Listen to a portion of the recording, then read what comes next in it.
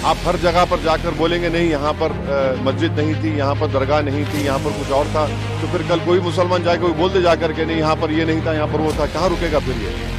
Rule of law कहाँ जाएगा? Democracy कहाँ जाएगी? लॉ एंड ऑर्डर कहाँ जाएगा?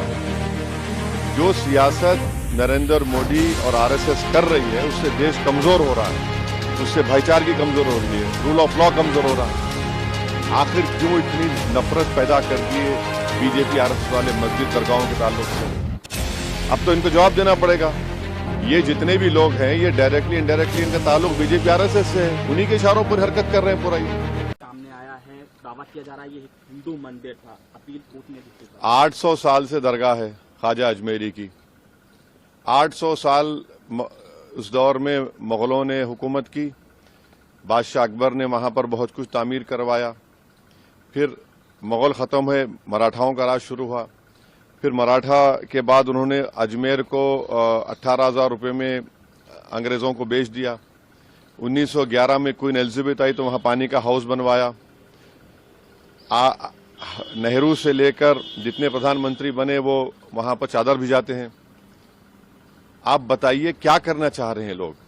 आखिर क्यों इतनी नफरत पैदा कर दिए बीजेपी आरएसएस वाले मस्जिद दरगाहों के ताल्लुक से?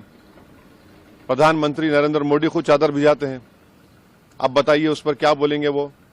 उन्होंने मिनिस्ट्री ऑफ माइनॉरिटी अफेयर्स को पार्टी बनाया तो नरेंद्र मोदी की सरकार उसको बोलेगी कि वो दरगाह है ही नहीं है।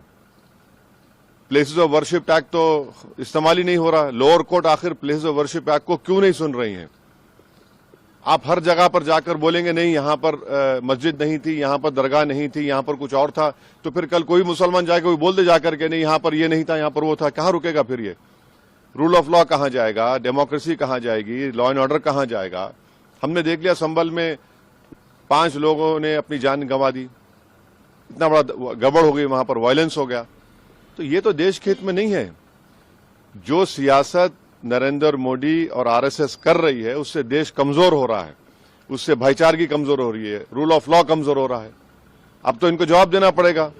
ये जितने भी लोग हैं ये डायरेक्टली इनडायरेक्टली इनका ताल्लुक बीजेपी आरएसएस से है, उन्हीं के इशारों पर हरकत कर रहे हैं। पूरा ये